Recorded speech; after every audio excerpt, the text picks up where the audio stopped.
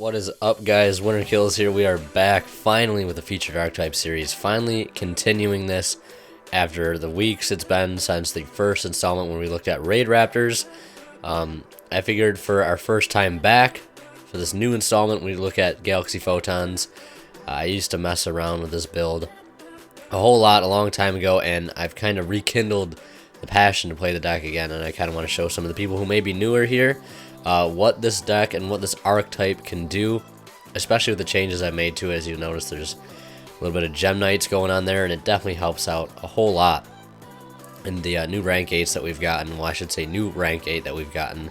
Titanic, Galaxy, definitely helps this deck become a whole lot better of a deck, just overall. And yeah, it's just the card picture issue on DN. I thought that was just gonna kill the series right there. But I found this link, this low res link to DN where you can play with on your account and everything. All 95% of the card pictures are there. Some OCG cards don't have the pictures, and some random TCG cards do not. They show the little loading thing as the picture's gonna load in, but they never do. They'll probably fix that soon, but if you guys want to play on DN again and you were kind of turned away like I was because the card pictures weren't there, I'll leave a link to this in the description for you to check out. But without further ado, this week's, well, I shouldn't say this week, but this installment of featured Archetype, we're looking at Galaxy Photons, Photon-Galaxy, whatever you want to call it, and my take on it. Now, I kind of wanted to get back into something I'm a little more familiar with, but some people might not be as familiar with as I am. So we're starting off with triple Galaxy Eyes Photon Dragon. Basically, your main card of the deck, your main boss monster. You're trying to get him out as much as you can to help make rank 8 plays. We'll play 3 Wizard. Once per turn, you can increase his level by 4, and you contribute him to add a Galaxy card from your deck to your hand. See, the nice thing about that is we play this card Galaxy Expedition down here. So you can make him level 8 with Galaxy Expedition. If you control level 5 or higher Galaxy, you can special summon one. So it allows you to get access to a Galaxy Eyes or a Galaxy Knight, help make a rank 8 play. Or if you want to just get the Expedition off, you can Expedition while he's an 8, then tribute him off. And the one thing that I found out that's really cool about this card, and I can't believe I never realized this, but I was just always under the assumption that the second effect was also once per turn, but it's not. So if you soul charge him out, you can use his effect again, or you call the Haunted him out, you can use his effect to search another Galaxy card. Again, which gets you so many cards in that. Gets you Soldier being one of the better cards, Serpent, Zero, Expedition. It just helps get you so many cards that give you so much advantage, and I think it's one of the best cards in the deck. Next, Soldier as well being another amazing card. Basically, you can send one of the light monsters from your hand to the graveyard, special summon this card from your hand in defense position. When this card is special summoned, you can add a Galaxy monster from deck to hand. This also sets up a whole lot of plays. Some of your best discard targets are going to be Galaxy Eyes, are going to be your Trick Clown over here, which we play 1 copy of, or your Galaxy Serpent, which can set up some really cool plays as well with Galaxy Zero. But basically, a really good combo with this, a basic example would be you discard this for this, and then you grab this with it, and then you can normal summon it without tributing because you control a Galaxy to special summon the Galaxy Eyes Photon out of grave, and then boom, you got yourself a rank 8, a Felgran, a number 38, or you can go into Dark Matter by 107, or your full armor Photon Dragon, get a free pop along the way. This card may seem kind of random, but it's a huge combo setup. If you open this card in a way to make a Dark Matter, or a way just to get your Eclipse Wyvern engraved through Brilliant Fusion, however you want to do it, you set yourself up for an absolutely amazing turn. Basically, this is setting up the Eclipse Wyvern. So if you get it in the grave through Brilliant Fusion, you could summon this, banish it, get your Red Eyes to your hand, banish this for Red Eyes, and summon out anything from your hand, Photon Dragon, which sets up huge plays with Expedition and just sets up so many amazing plays. It's definitely one of the better combos. And then we play 3 Galaxy Knight because it is that extra card that gets you that combo with Soldier. If you do have a face-up Galaxy or Photon, you can normal summon it without tributing. And if you have a Galaxy Eyes in your graveyard, you can special summon that back off of that as well. Works really well with Zero. If you can zero out a Photon Dragon, you get another free summon off of this. And if you've got another Galaxy Eyes in your grave, you can summon out, and you got 3 level 8s on board already. And if you wanted to, you can make this thing legit if you wanted to, but you don't really ever do that. Red Eyes Darkness, we've already talked about. It's just a huge combo card. You got to play it. Already explained Eclipse Wyvern. 2 Lazuli for the Brilliant Fusion, and we're also playing Lazuli in general for the Serpent, which this works beautifully. It works really great. Because if you got Soldier in your hand and you don't have a light target, but you've got Brilliant Fusion, you can get yourself that light target so long as you don't open both copies of Lazuli or the Serpent. Otherwise, you wouldn't need to worry about it. Light discard target, I guess. But you can activate Brilliant Fusion, send this, and this. This will add the Serpent back to your hand, giving yourself discard fodder for this, and sets up plays with 0 now that you have a tuner in grave you can just bring back, or Call the Haunted, or Soul Charge. It's just a brilliant setup to get that, a brilliant setup through Brilliant Fusion to get you that light in your hand for the Galaxy Soldier setup. Trick Clown just being another amazing discard target for Soldier or off Brilliant Fusion, sets up synchro plays, even exceeds plays, rank 4 plays that you'd be making. Even though I only play one rank 4, that was his new addition. I figured if I have rank 4 access, I should at least play one rank 4, and we went with Castell on that one. For tuners, we're playing Jet Synchron, easy to bring out through discarding from the graveyard if you can get it in your grave. The Brilliant Fusion helps make this a little more viable because you don't really have to burn your extra normal summon on this when you have 2 normal summons, so you don't really have to worry about that. And Galaxy Serpent is just overall a great card for the deck as being a normal tuner that fits in with the Gem Knight engine as well as the Galaxy engine as well. Galaxy Expedition, the best combo card ever. There's the entire effect. I'll let you read that if you don't know why we're playing 3. We're playing 3 because of that reason. Triple trade-in, we do play 6. We play 6 level 8 monsters. I think 3 trade-in would be the best. I was playing another level 8 monster. It was I believe I was playing another level 8 monster. That was Swordsman of Revealing Light, which basically if you're getting attacked and you have no monster in your field, you can summon it. And if the monster that attacked had less than the defense of Swordsman, which has 24, so you get to pop that monster. I was playing that as a 9th or 7th level 8. I didn't feel the need to play it anymore. I'd rather play a 3rd Knight instead. It's just better for combos. But yeah, 6 level 8 targets, 3 trade-ins. You know, you got 2 targets for every trade-in, so I figured that's good enough. It very rarely does it become an issue where you open one or the other. If that is the case, you usually have something to do with those level 8s other than worry about trading them in. Trading in Galaxy is a huge setup play though. Triple Brilliant Fusion, obviously to get that extra normal summon. We want to see this card as often as you can. I was testing this card in real life with the actual deck that I have in real life. And I was just like so eager to like see this card, like let me open this card, let me see what kind of plays I can make, and the plays you can make are absolutely amazing. You'll see some of the fields I can make, and the footage we'll get to next involves like going first turn number 38, Clear Wing, and Pleiades or Infinity. Some of the videos I wasn't playing Infinity because I totally forgot Infinity was a thing, but I went back and put Infinity in, and you can make up to 2 Infinity of this deck easily because we do play your Soldier being the perfect thing for that. 2-0, basically Monster Born for the deck. 2 Instant Fusion to see that pretty quick. You want to go grab that Norden. You could argue you could Instant Fusion out your Seraphonite if you want to. You don't really need to. It's just the only reason you'd be doing that is for synchro purposes. If you wanted to synchro for 6 or 7, just if you really need that synchro play, you're desperate for it, you can go for it. 1 Dragon Ravine. This card I found out to be pretty interesting. This card actually sets up a lot of plays. You can discard a Galaxy Eyes out of your hand and then send a Eclipse Wyvern. You just want to get that Eclipse Wyvern to grave so you can set up the Red Eyes.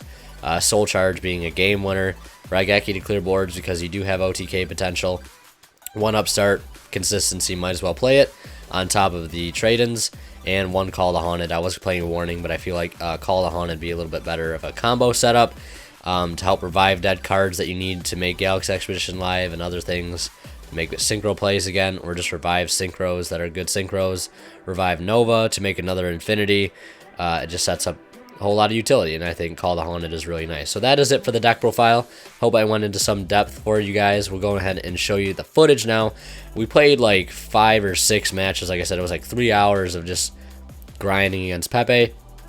I'll pull out some of the better matches. I'll also leave in some matches where I didn't open as well, so you can kind of see some flaws, and you guys can kind of formulate your own opinions and your own ideas of what you would make to the deck, what changes you would make. to the deck as well. So yeah, let's head right into the footage.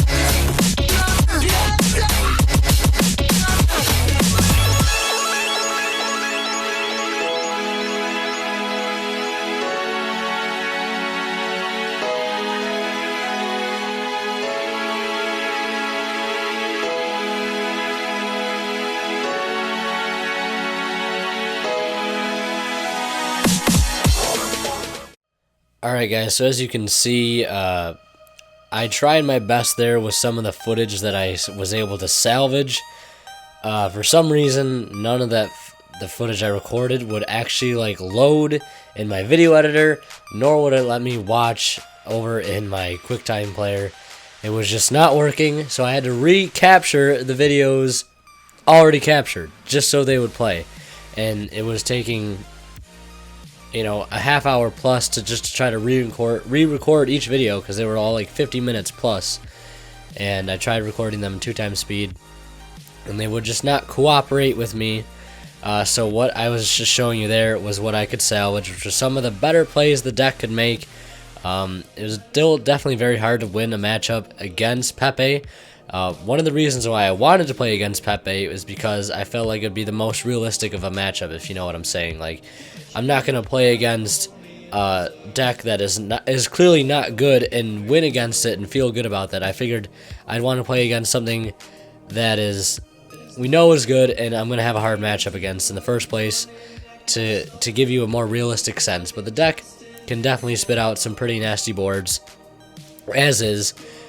Could use a little more work, but I think it's pretty solid as is right now. The build that we have right here, the synergy with the Brilliant Fusion was surprisingly well. I really like that engine. The 1-up Dragon Ravine always came in really clutch.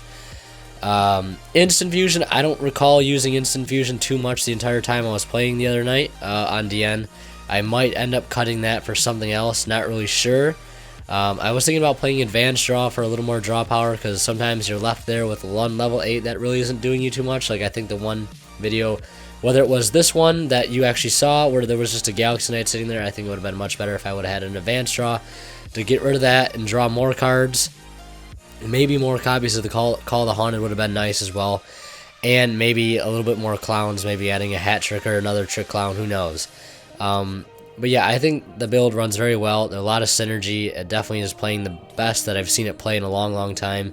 And looking at the extra deck with the double Dark Matter with the 107 and the full armor, I was originally playing 3 Dark Matter because it was more or less just going to Dark Matter, but the format's changed now, where it's not really that, you know, effective just going to Dark Matter. If they lose 3 monsters from the main deck, it really doesn't matter too much. You're more so doing them a favor by clearing their deck of cards they're not really going to need.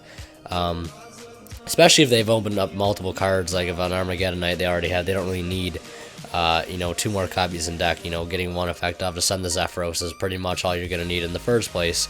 But the Felgrand, the number 38, the double Infinity was so good. Did good to go into Clearwing a lot. Clearwing was really good to stop Ignister and Dinosaur, which I stopped several Dinosaurs with. The Charge Warrior was nice to get that extra draw. Moonlight Rose never got a chance to go into. Still a very good card. It's just, if this card is special summon or level 5 or higher monster special summon, I can target 1 special monster on the field, return it to the hand. And then you can only use that effect once per turn. It's still a really good effect in my opinion. I think that card has a lot of utility. I think it's definitely going to be a good card in here to play. Until Crystal Clearwing comes out, I'll definitely be playing that. I was playing a level 8 Synchro. I was playing Red Dragon Archfiend, but I cut that, or Scarlight Red Dragon Archfiend. I cut that because it's really only possible to make a level 8 Synchro off of the Soul Charge or something through Call the Haunted. So I didn't want to keep playing that. I wanted to play something I had a little more easy access to, just whether it be just going in from the Soldier and the Serpent, being able to make the easiest level 7 synchros that I could, and that's why I chose Black Rose Moonlight Dragon instead. But yeah, the extra deck was fine. Never really went into Castel, never really needed to. Like I said, Instant Fusion in the first place never really came up. Trade-ins were always clutch. I think the one game you saw there, maybe you saw it, I don't know, but the trade-in traded away which at the time I was playing the Swordsman Revealing Light, and drew me into a Soul Charge, which completely revived my entire field, which is really clutch. But yeah, so that's Galaxy Photons. I think it's a great archetype. I think with Cypher Dragon coming out in the future, if you don't know what Cypher Dragon is, I made a discussion video about it. I'll leave a link to that in the description. But that card is going to give this deck a huge boost for what it can do. I think this deck is going to be absolutely amazing. It involves a lot of the some of the better rank 8s in the game. It can make Infinity. It can make some of the amazing synchros of the game, and soon enough we'll be able to make Crystal Clear Wing on top of that. It can use the brilliant fusion engine better than I ever thought it could, and I think it's just a great all-around archetype and deck. And if you've never tried it before, hopefully I've inspired you to. And if you've got your own variant of the deck and you would like to show me, or if you've got some footage up on your channel of it doing work, just tell me, leave me a link, I'll check it out gladly. But yeah, I think this is a great deck, great archetype, and it's a lot of fun to play. Most importantly, it is a lot of fun to play, and it's cheap to play as well. Definitely very cheap to play. And I've been playing this deck as one of the first actual archetype decks I ended up picking up when I started playing again. So that's why I really, really like it. Hope you guys enjoyed the video. Hope you guys enjoyed the footage of what that was there, at least. Again, I do apologize for some of it getting cut off. I really am sorry about that. But I do hope you guys enjoyed the second rendition of Featured Archetype featuring Photon-Galaxies. Leave a like if you enjoyed the video. It would be greatly appreciated. And as always, guys, Winter Kill is signing out. We'll see you in the next one.